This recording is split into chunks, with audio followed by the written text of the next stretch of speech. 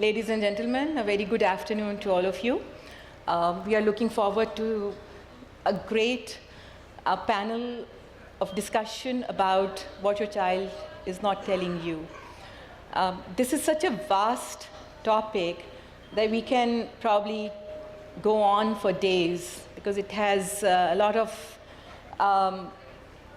aspects to it. But today we'll try to wrap up our session within 50 minutes and give some time to you all for question answer. I'm Afshan Khalid.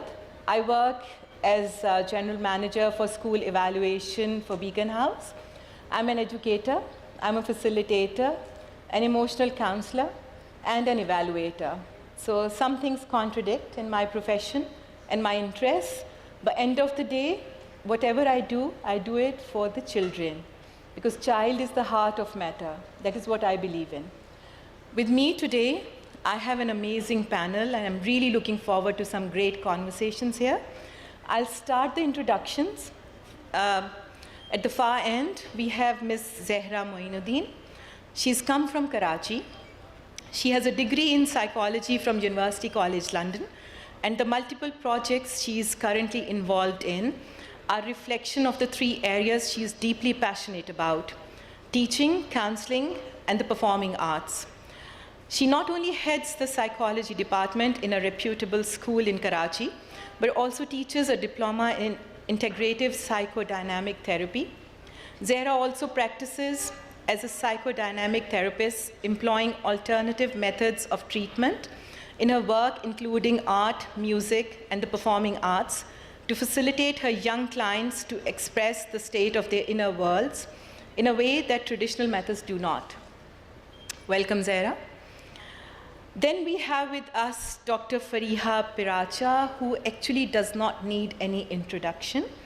I'm really honored to present Dr. Fariha Piracha, who has a PhD and specializes in clinical neuropsychology. She's currently working at Neuropsychiatrist Awareness and Rehabilitation Institute, Lahore. Thank you for taking out time from your very busy schedule, Dr. Saab. Ms. Zehra Kamal has traveled from Islamabad today in the morning. She is practicing clinical psychology. She is a practicing clinical psychologist with 16 years of experience working with children and adults, especially on trauma and violence-related issues. She has extensively worked on child rights issues and more specifically against child sexual abuse for the last 16 years.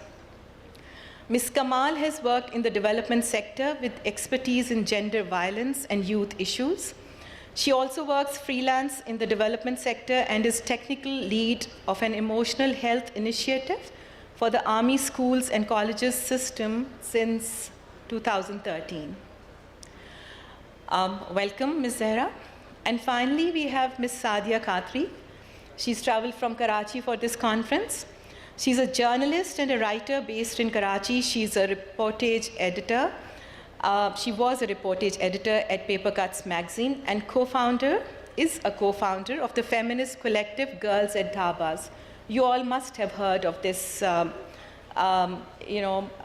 initiative that is gaining a lot of attention and popularity. Ms. Khatri studied journalism and astronomy at Mount Holyoke College and is interested in literature, popular science, and photography. So welcome, Sadia.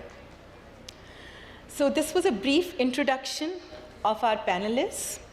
Today, what we are actually going to speak about is how to open or maintain channels of communication between children and their parents, parents and their children, how to build trust.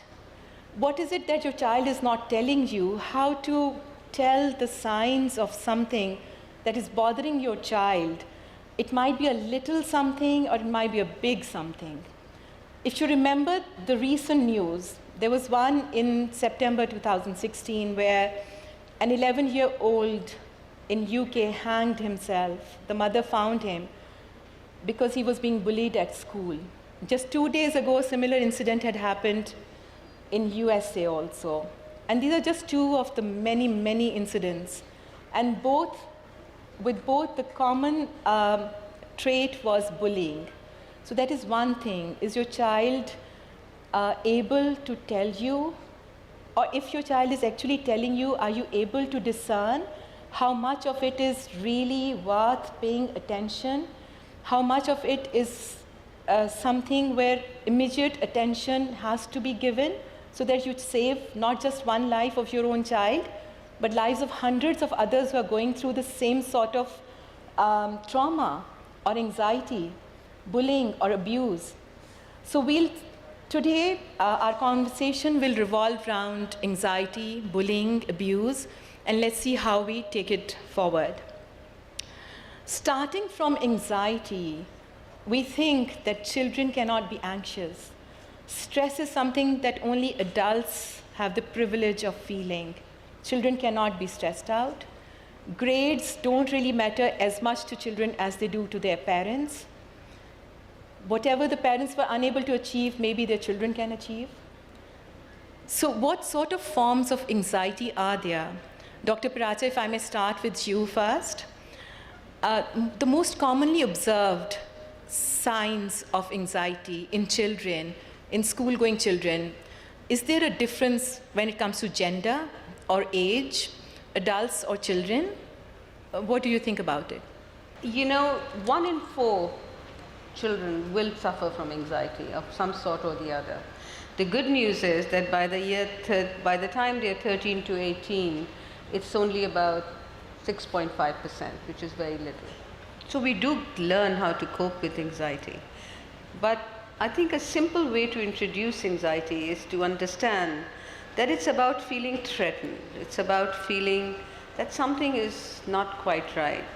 It's about empathy. It's about or lack of empathy. It's about relationships with authority figures. And what is a child not telling you? Maybe many things. It could be the school bully. It could be the teacher's daunting authority. It could be your own understanding about yourself as you're growing older and discovering your sexual impulses. It could be many things. But the reason a child doesn't easily talk about it is that we as adults do not make the child comfortable to talk about it. And I think I don't know about Beacon House early years, about whether there are parent-teacher meetings to explain to parents that it's actually okay whatever a child tells you. And secondly, if a child is worried or anxious or feeling threatened, to tell him not to worry about it is not the answer, because the child's cognition is already on hold and his emotional part of the brain, the limbic brain, is active, and that doesn't think. The amygdala doesn't think, and it just says you're threatened. So to tell a child, don't worry, you're okay, he's not listening to you. You need to let the child know that I also feel anxiety, and you know what, let's do some deep breathing exercises. Show him empathy. Tell him about the time when you were anxious. Let him learn that it's okay to talk about whatever is bothering him. And that is the first step. And it may not happen immediately, but then a child will begin to talk to you about it. Also, what is very important that I find in my practice is that many times a mother, usually it's mothers by the way, it's very seldom that a father will bring his child to a clinic. I wish they would do that also. But many times a mother will bring a child and talk about how he can't cope with his exams, he has generalized anxiety disorder, he has separation anxiety, he will not let me leave the school, he wants me there, and he can't study, he gets upset, he gets flustered, he forgets his things in school, he is always talking negatively about other students, which will of course lead to social introversion eventually if we don't correct it. And he has stomach problems, he can't sleep at night, he has nightmares. And after 2 or 3 sessions, I generally encourage the parent to talk about themselves. And I find that many of these symptoms that a child exhibits are what a mother is exhibiting. And so sometimes I end up working with the mother first before I work. I'm sure you find that too. Then you work with the child. So it's a two-way street between a child and an authority figure. And we need to make the child feel less threatened before they're going to talk to us about anything, whether it's sexual abuse, whether it's exam results.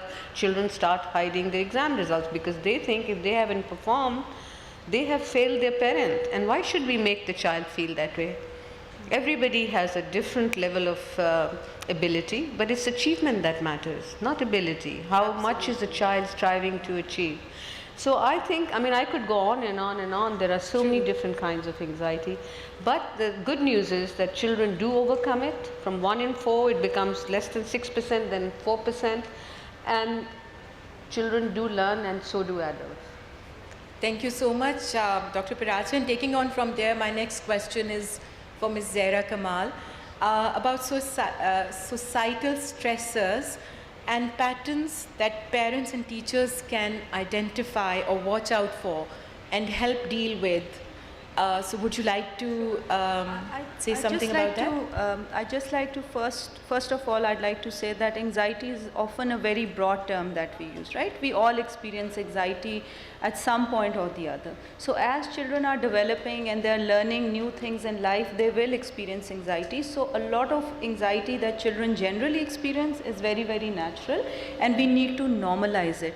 It only becomes a concern if you feel like it is the reaction or the response is much more than the actual situation, and it keeps interfering in their day-to-day activities, both in school as well as in the house. So if that starts happening, only then it's something to worry, because obviously you will treat both of them somewhat the same way but slightly differently also, and then our work comes in when it's more generalized, when it's happening all the time. It's not allowing the child to function in a day-to-day manner.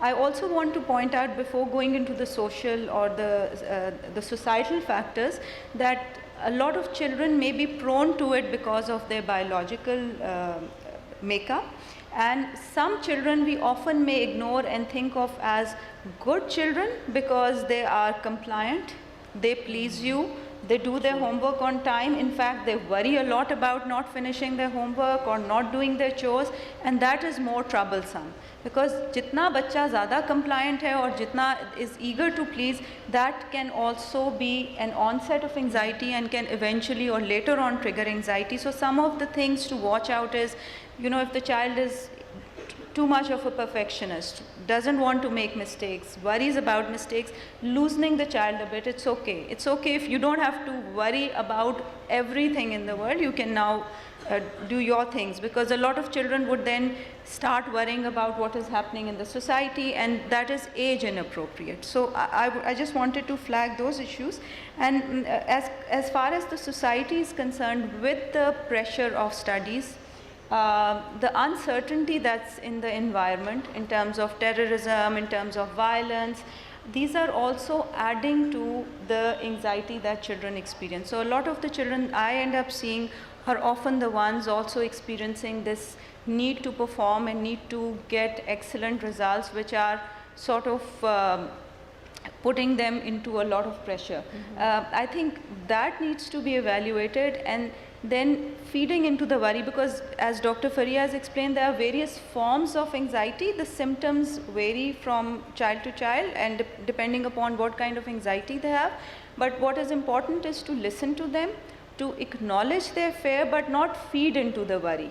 Because the more we feed into the worry, the bigger it becomes. For example, if the child says that I don't want to go to school, rather than saying, okay, you don't have to go to school at all, help the child come up with strategies whereby they feel calmer. Once you've sort of ascertained that there's the reason for them not wanting to go to school is not because they're being abused or there's bullying or they're worried about the parents and this is another form of anxiety, then you can help them become stronger so that they rely on their own selves and they understand that this is a fear that they can try to overcome. So it's very important. Oftentimes we explain, and that will be my last point, is that when you worry, it's a small thing, and the more you think about it, it becomes bigger and bigger and occupies space within you. So helping them see what it does to them is important, so that you're not feeding into it. It's a fine line. So to understand when to let go also. Sure. And it's okay to let go too, right? So important to listen to them, but at the same time not feed into them. Not feed into it.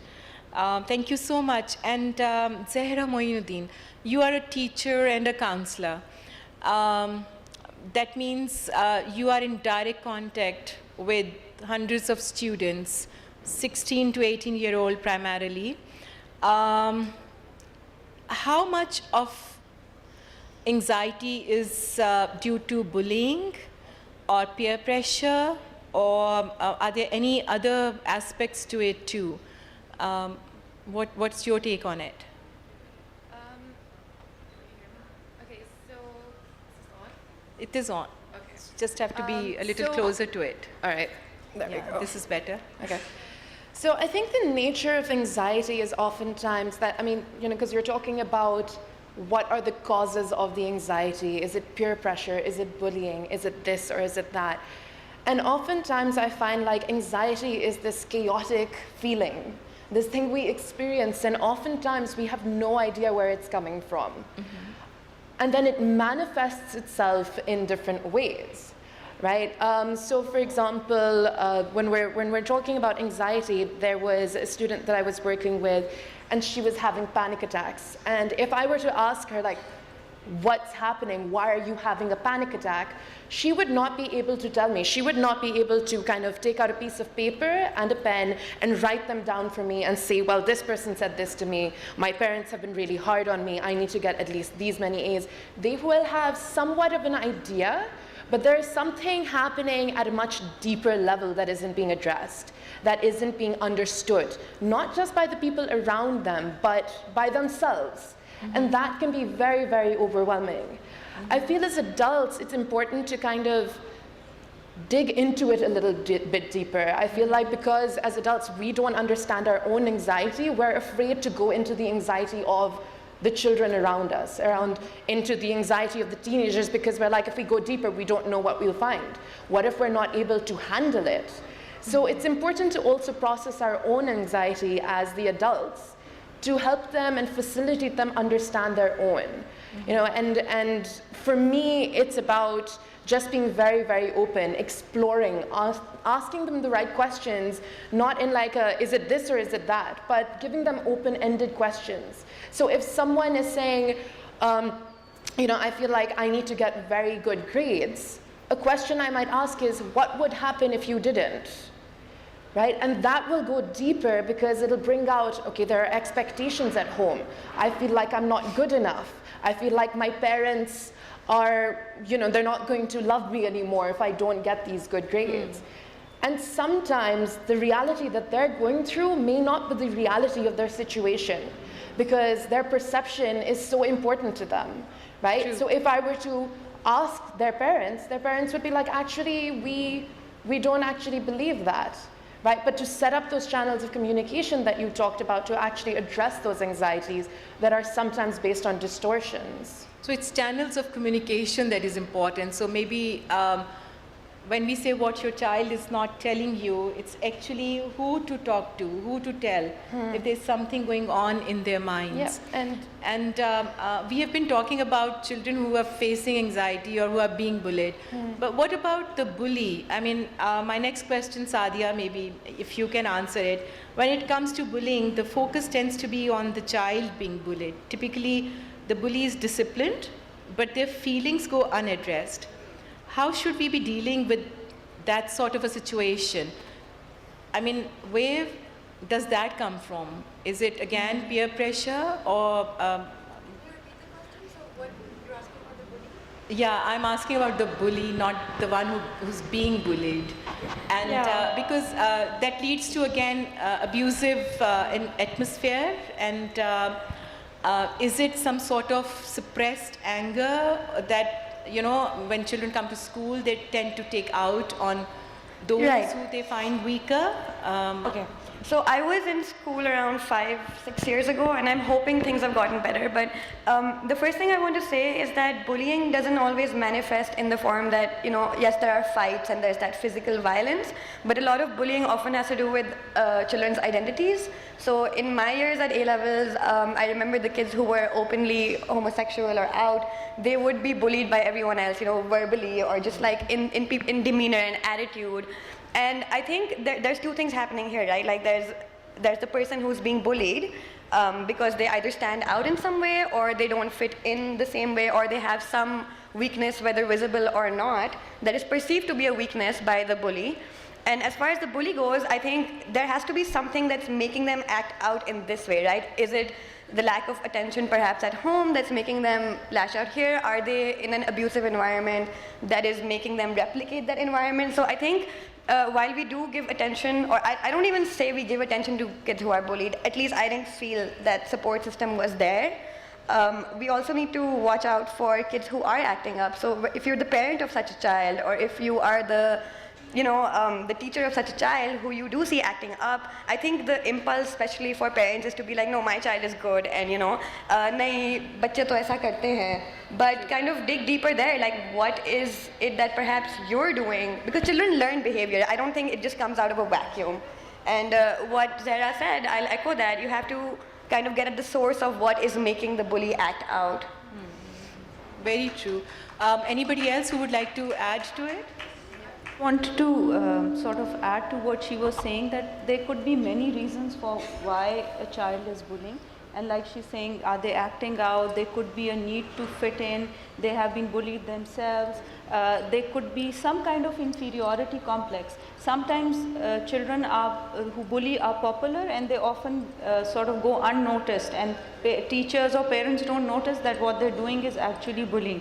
So it could just be some sort of need to gain popularity, and so all reasons don't fit into one person, but there could be many explanations. And I want to second Sadia that it's not just physical. We've seen that in girls, so there'll be a lot of spreading of rumors. It could be not talking to a certain group of children, ignoring them, and these days cyberbullying is very common. Facebook pe ji page bana diya, we hate so and so. Absolutely. We don't like this person, ya usne usse baat ki. So many of and this is one form of bullying, and it's important to understand that whoever is being bullied, they need to know, even if there are differences, that doesn't mean that anybody can do this to them. The problem really lies with children who are bullying, and something needs to be done to address that, because they also need help.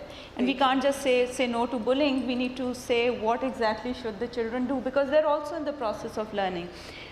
Those who bully, research shows that there are more chances that these children would get into drugs, they would get into violence, they would have criminal tendencies. So it's very important that we address the issue at this age. Yeah, go ahead. Is that okay with you? Yeah, and then I'll start. Yes, I agree totally with what's been said so far. And I'd just like to introduce another concept that is being used a lot in other countries, and we need to use it in schools of tomorrow, which is learning to think with integrative complexity and empathy, which is social intelligence, and learning to take away the binary black and white, good and bad. And there is methodology to teach that. We are working with this methodology in Sawat, and hopefully if it works, we'll try and introduce it to schools here.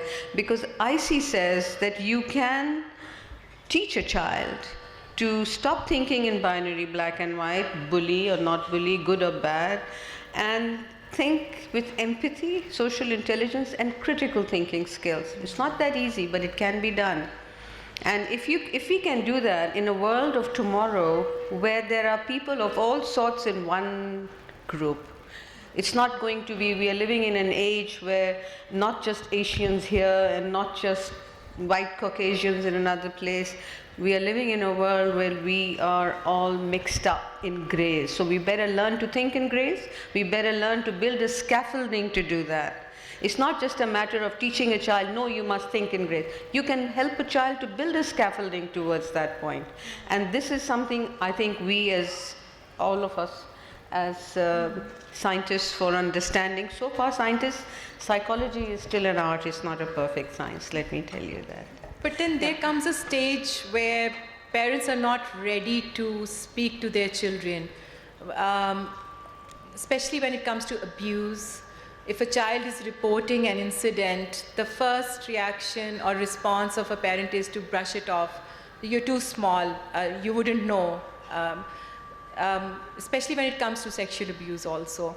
Otherwise too, I mean, how to tell what your child needs to know as a parent. If I wanted to know if I was doing enough for my children or not, or if there was something else that, for example, my son, as a mother, I might be close to my daughter, but what about my son? Am I supposed to listen to him or speak to him as much as I would to my daughter? Or should his father do that? Or maybe somebody else I need to look out for? So, anyone from the panel? Go ahead. I think this is about, I feel, it's my personal perception, that parents need to allow children to be privy to what they discuss with each other. And this is how children will learn that, hey, it's okay, I can discuss my problems also. I think communication between adults will encourage a child towards communicating about his feeling, emotion. Empathy, this is what empathy is all about, that you must understand that, hey, that's okay to feel anxiety. My father was stressed out at work today, and he came and spoke to my mother about it. Instead of coming home in a grumpy manner and sitting in a corner watching TV, or these days fathers are playing video games. And better to say, you know what, I had a very difficult day. I was very anxious about the project that I was going to do, but it went on well, but I had a few problems. Child learns to say the same thing. I went to school today, I didn't do as well as I thought I should. And the mother can talk about her issues. Parents communicate very little, unfortunately. I think this is an age of isolationist activities, whether it is Facebook or WhatsApp or messages or So computer we are more games. connected with the outer world than with our own each world other. at home. Yeah. I just wanted to add one thing I wanted to say that when it comes to communication, I think your mic is not working. okay. Yeah. So when it comes to communication on the issue of child sexual abuse, you can't just be not talking about other issues and then suddenly talk about sexual abuse. So the environment has to be there. Oftentimes parents worry that we are talking about sex education. That is also important, but this information about protection needs to start from as young as when they are 1 or 2 year olds. Before that, obviously your supervision is important, and simply telling children about what a good touch is, what a bad touch is, and what an uncomfortable or a secret touch is. That's all children need to know, and who they need to talk to about this, because we know that strangers do not sexually abuse. It doesn't happen when children are in their adolescent age. It doesn't only happen to girls. Boys are also vulnerable. And most importantly, you'll find abusers in places where they have easy access to children. So no matter how vigilant you are, the abusers are going to be around. So it's better to educate your children so that they talk to you. If you talk to them in a manner which evokes fear in them, which tells them, अगर किसी ने किया और मुझे बताया नहीं तो देखना तुम्हारा क्या हाल होगा, वैसे आप खूब डांट डपट कर रहे हैं, मारपीट भी हो रही है और साथ अब्यूज़ का बता रहे हैं, वो आपको बच्चा कभी नहीं बताएगा. अगर environment overall friendly और communication की है, so then they'll feel assertive enough to talk about it. So assertiveness skills बच्चों में build करनी बहुत important है, and age appropriately आपको बताने communication channels have to be open throughout. Absolutely. Okay. So I'd like to follow up on that, and I absolutely agree. And I think it starts much earlier than the point of abuse. So a child could be abused at, most children, in fact, I don't know what the percentage is, but it's fairly common. So it isn't about कि जब आपके बच्चे को abuse हुआ है वो आपको आके बता रहा है नहीं. The question is कि बचपन से आपने उससे क्या बातें की हैं, and what is the exposure you are allowing them access to, considering the time and age we live in, where children have access to pretty much everything. You give them iPads, this and that. But I'll give you my example. So बचपन में कोई movie आ रही है and there's a kissing scene and suddenly they change the channel, right? So there's this unspoken rule that we don't talk about sex, that sex is bad. We don't talk about touching, we don't talk about kissing, we don't talk about your body. And when we talk about your body, especially with girls, we talk about how to police it. कि आपने बेटा आपने दुपट्टा क्यों नहीं पहना हुआ है? So from that age, right, you're making a child self-conscious about how their body is, and if someone does touch them, then that comfort isn't there where they can come and tell you openly, because you've told them in their head that this is not something we talk about. So I was abused when I was 5 years old by my cousin, and it went on for around 3-4 years. I don't even remember. And the impulse should have been to go and tell somebody who I trusted, but unfortunately I hadn't had that environment where I felt like I could talk about it, because it wasn't talked about at school. And I want to add that I think sex education does play a big role in that, because if instead of our pages on biology के chapter जो glue हुए होते हैं या teacher skip कर देती है chapter, right? If we talked about sex as a process, because children will go through these changes in their bodies and we don't understand what's happening, so if no one's talking to us about it, you're kind of lost. Then at the same time, there's abuse happening, so you don't really know what's going on. You don't have any outlet, and what ends up happening is either you go into severe guilt, which is what happened with me. I thought something was wrong with me. मैंने कुछ गलत किया. I felt dirty. It took me many, many years later when I met other people and opened up about my abuse to them to realize that this is just a result of how, the social cues that society gives you of what you can and cannot talk about, what you can get away with, and if you talk about this, what will the backlash be? And unfortunately, schools, I think, propagate that when it comes to talking about abuse and sexual assault and sex या rape की बात होती है, या हम नहीं करते हैं या अगर हम करते हैं तो हम demonize करते हैं उस इंसान को जिसके साथ abuse की गई है, not the person who abused. One last point. Yeah. Very good. One absolutely last point from me. Children learn from parents. Parents always argue, not always, but many of the time, argue in front of a child, but they never make up in front of the child. So children don't learn resolve. How do you resolve a conflict? So when you make up, when you hug and kiss, make sure it's in front of your child.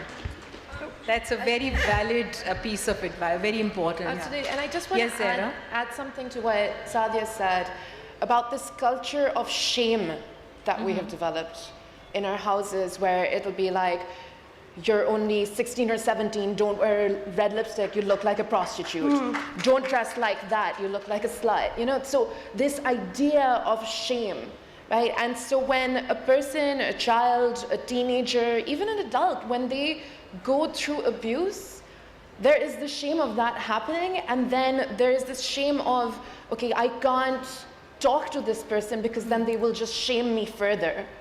True. And in their heads, they have developed this big thing. And yes, society might respond like that, but sometimes what ends up happening is we isolate other people who will be there for us as well.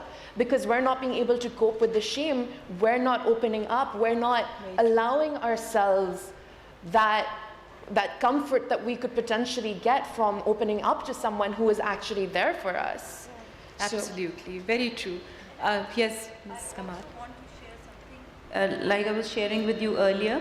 So when I started working, I was interning with an organization that dealt with survivors of sexual abuse. This was 18 years back. At that time, a lot of the survivors would talk about guilt and shame.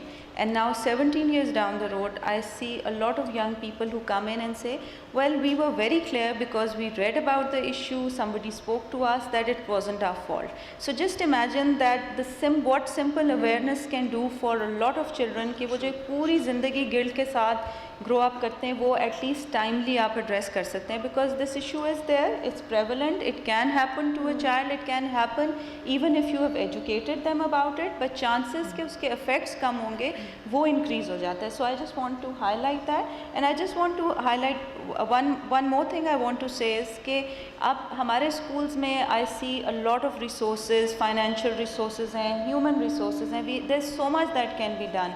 So अगर हम बाकी चीज़ों को छोड़ के कैसे halls होंगे, कितने lavish settings होंगी, हम इन चीज़ों के ऊपर फोकस करें जो sexuality education है, comprehensive issues हैं, values हैं, critical thinking है, इन चीज़ों को हम अगर लेके आएँ तो I think that's where we are going to create a difference, and really this is the need, because there's so much, we have so many resources, especially in the private setup.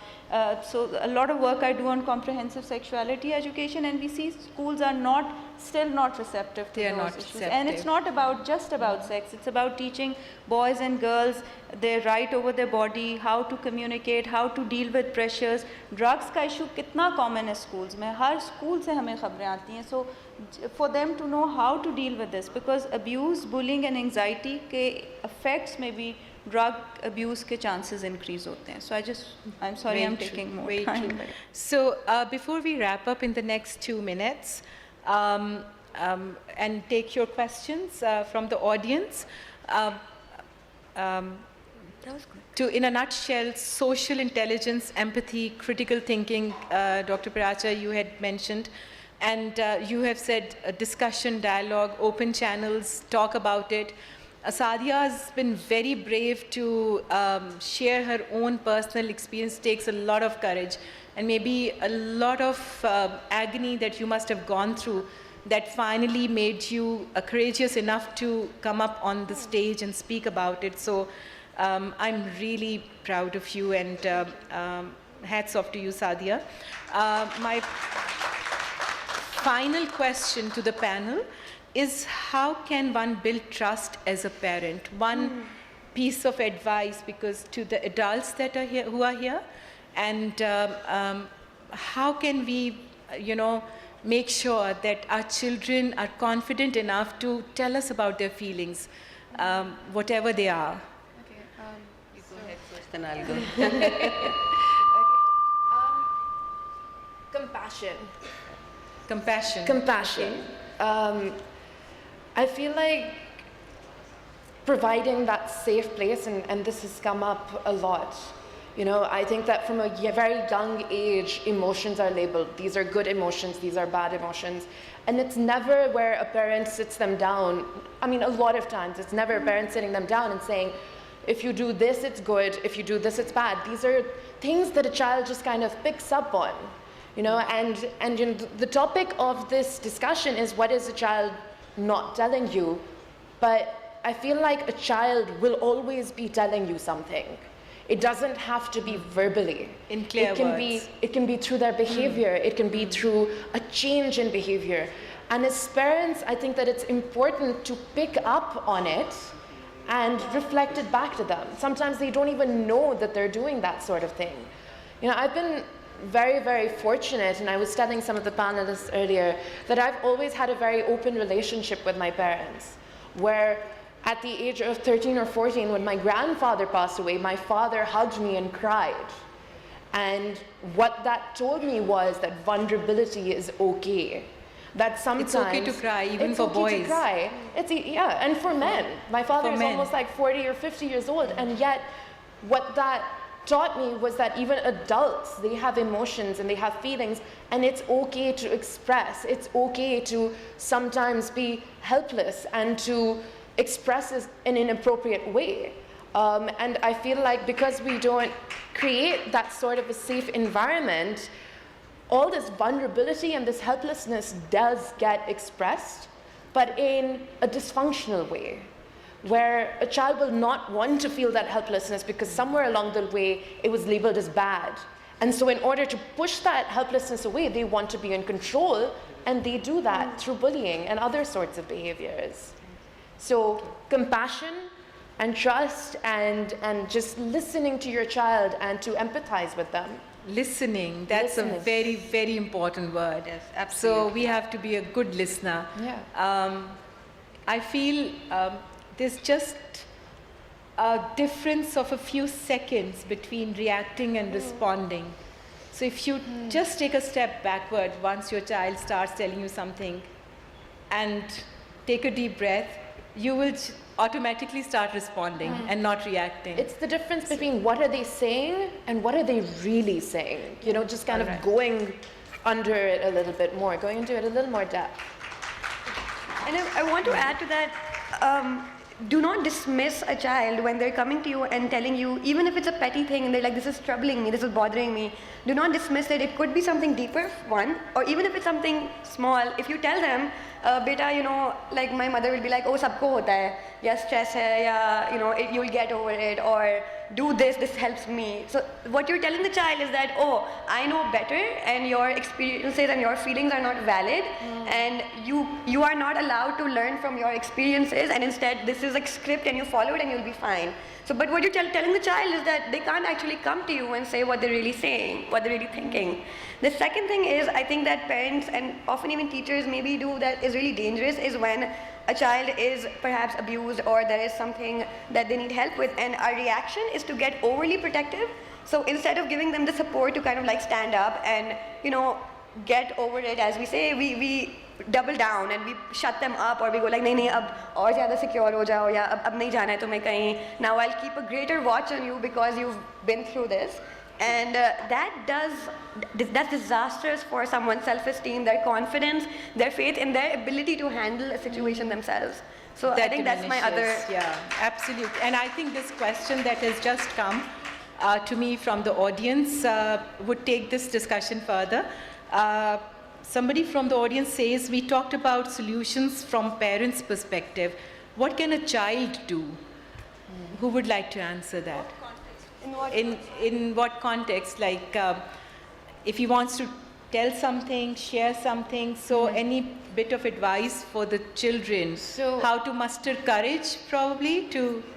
Sorry, do you want to... I would just like to say one sentence. A parent must never forget they were children too. If they can start with that, they will listen properly. I agree. As far as children taking care of themselves, I feel like sometimes they forget to do it. I think as adults we forget to do it, but sometimes I feel like with my students, because they're so caught up in their lives, I have to just kind of ask them to stop, breathe, and really just check in with themselves. And a lot of times I work with the performing arts, and that's something that I enjoy doing. And not always just in my counseling, but in school as well. You know, there's a lot of plays, there's a lot of theater, there's a lot of extracurriculars and avenues in which people can express themselves and show the real them without necessarily having to verbalize it. And I was talking to Hajar earlier, and she was talking about sports and how it helped her express herself and how much she learned about herself and the confidence and the struggles that she had to deal with. Interests and hobbies, Interests and hobbies, and just knowing what you're passionate about and cultivating that, you know, finding a safe place to express yourself wherever it is. Yeah. Yes, please. I just like to say that what children can do, if the question is more about abuse, that look for a trusted adult that you can speak to. If it's not your parents, and if they say aisa to kuch nahi hua, think of somebody else you can talk to. Is there a teacher? Is there a puppy or an uncle that you can speak to? So somebody starts taking you seriously. And generally, when it comes to just taking care of yourself, it's important to understand that you don't have to be like everybody else. Believe in your own strengths and your own potential, and you don't have to do whatever others are doing just so that you can fit in, because you have dreams and aspirations which are different from other children, or your orientation or your identity is different from others. So just believe in that, because that's very important to understand and to recognize that at the end of the day you are different from others, and you need to respect yourself for that. That's an extremely important point, that every individual, every human being is different. And you are the most beautiful person that Allah could have created. You need to have that faith and belief in yourself. There's nobody else but you, like you. So, I want to share something with you. Yes, please. Parents must refrain from being very critical. When I was a young girl, I grew up, I just gained height very quickly. So I had to stand at the end of the line, always in school, and always felt anxious that I was the last one in line, so therefore I was the last one. And my mother felt that to be petite is beautiful. So she would always say, "Tum bahut lambi hogi, hua kya? Mera kub nikal aaya." I walk like that now, all the time. So this has impacted me to this day. I automatically, when I walk, I'm walking like this. I have to stand up straight. So I think parents need to be very careful about being critical about a child's behavior, his looks, his or her looks, the way they talk, because they are going to learn to talk as parents talk to each other. And I think just one other thing is that as parents, I think it's important to understand that the way you speak to your children will be their internal voice. So if a parent is always critical towards their children, later on, even when the parents aren't around, they will constantly be critical towards themselves. Absolutely. So we have a number of questions here. I'll quickly read through them, and whatever we can answer, we will try to. If a secret that a child hides is something that she or he thinks could change their image in front of their parents, even though they are understanding, should he or she tell them? I mean, this again is to come up to your parents' expectations. So how should a child deal with that? that's one question from the audience. Anybody who can give some. So, the right answer would be to say that yes, talk to your parents, but that's not always the case. You can't always talk to your parents. In my situation, this is how my thinking process is. Can my parents handle it? And often the answer is no. There's a lot in my life that my parents still haven't opened up to, and they perhaps won't. And when those things come up, it just becomes a cause of friction, and it ruins our relationship. And it doesn't really add anything to our relationship anyway. So, and for some people it might be their sexual identity, it might be maybe your religious beliefs, it might be even, having a boyfriend or a girlfriend is a big deal for a lot of people because parents are not open to that idea. So if they don't need to know, it really depends on what cues your parents are giving. This is my advice as like someone who's recently out of teenage years. You can get through that. Do not think that your parents are the only source of support. I have found it in adults who are not my parents often for different things. And I think that's a great thing about this world and just, the way we communicate now also with the internet is that I encourage children and teenagers especially to look for support. If you're not getting it from your parents, look elsewhere. What I'll say is it depends on the nature of the issue. So like Sadi is saying, depends on your parents and also on what the issue is. If it's something that can be a potential threat to your life, then it's important. Say it's drugs, say it's something that the abuse is happening and is continuously happening. But if you feel like the parents are not somebody you can talk to, then who else? Like I said earlier. But if it's something that is bothering you to the level that it is upsetting you and you're unable to work and you feel talking to your peers is not giving you the solutions, then teachers could be another source, an important source to talk to about. But if it's important that if it is something that upsets you, then do seek adult support, whoever it is. Somebody says that it is very difficult to teach sex education in a country that bases itself into extremely religious ideology and stays this way. It's difficult to read this writing, but I think in a nutshell, it's difficult to teach or talk about sex education. So what is a solution for that? Because it is, end of the day, the need to... Very important. Yes, please, whoever. So some of the work I'm also currently doing is with organizations who have what they call the life skills based education programs in schools. Some of you may have already heard of these. And so it's important, even if people need to get used to the term sex education, but if they aren't, then because sex education is not just simply about the act of sex, it's much more than that. It's talking about gender, it's talking about feelings, it's talking about being assertive, it's talking about it's talking about handling peer pressure, it's talking about a lot of other issues, it's talking about STIs, drug abuse, child sexual abuse, and ye sare agar aap issues dekhein to our society is facing these issues. So one way of approaching this subject is to look at what are some of the health issues we are currently facing or rights violations we are facing, and this could be our way forward. To address this and talk about it. There's always a fear that the more we talk about sex, the earlier children are going to experiment sexually. However, research shows that the more you talk about these issues in an open manner, in a manner which provides choices, moralistic तरीका नहीं, but choices दे सोचने पे मजबूर करे, तो chances ये हैं कि आपकी जो first encounter है sexual experience का वो delay भी होता है in a lot of situations, या फिर अगर होता है तो it is much safer और उसमें violence नहीं है, क्योंकि for a lot of boys and girls their first sexual experience is actually sexually abusive in nature. So अगर आपने इसको address करना है तो सिर्फ एक drug abuse पे बात की, sexual abuse पे बात की, in isolation pieces कोई ज़्यादा फ़र्क नहीं पड़ेगा unless आप इसको package करो into a life skills based program. And so we can use different terminologies because it's really not just about the act of sex. It's much more than It's that. much more.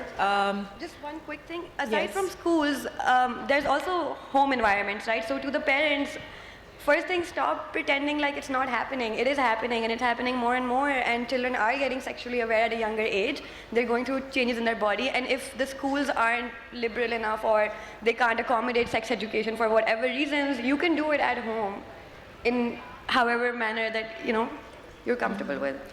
I think one statement that has come, thank you, Sadia, I agree with you. I think my eyes are on the clock as well, Yeah. so I want to wrap up on time. One statement that has come, not a question, is that in Pakistan, children are believed to be dishonest to their parents because of the communication gap, the stigma and the rules that parents set for children. So probably this is again the gap between generations. So how to meet halfway, children and adults? I think empathy again. Empathy again. I So- think it's very important for, and in many ways the media has bridged the gap, wouldn't you say? In some Where ways. what is yes. available on Media the net has bridged bridged the gap in some ways and widened it also. Yes, yes. One of the statement here is, what about violence that is in games and when we play violent games? And that reminds me of the very unfortunate incident recently that made headlines, was about a 17-year-old taking his life because of being bullied. Why? Because at the age of 10, he was not allowed by his parents to play a very violent game that was rated 18. And he followed rules that were set for him at home, but was made a social, outclass in the school. 7 years of agony and being just an outcast. And finally, at the age of 17, he took his life. So, and this is a fact. So a lot of responsibility lies on us as parents also to know what is happening outside and how to create that balance between your own value and belief system as well as the peer pressure that a child is going through, right? I would like to just bring here this difference that's happening in the cultural outlook between children and parents. And one of them is the recruitment that's happening online for extremism and even worse form of extremism that lead to militancy. It's happening, and children don't tell their parents about it. And I know at least 2 cases who have been recruited. So what is this telling us? That children don't want to discuss their orientation, their preference, their understanding as they see religious understanding with their family? Are they reacting to a very modern way of life? Or are they in fact just confused? But they are not discussing it. One 13-year-old has done that. And he's okay, he's back with his family. But this is happening. This is happening. So, So I just want to say that you asked about the violent games. Yes. And violent games, video games, they do promote violence. Yes, So that's one thing I want to say. And as far as, and so it's, when you mentioned about this case, it's important to understand that children will, if they're bullied, their chances of becoming suicidal increases. But then some children are also prone to this.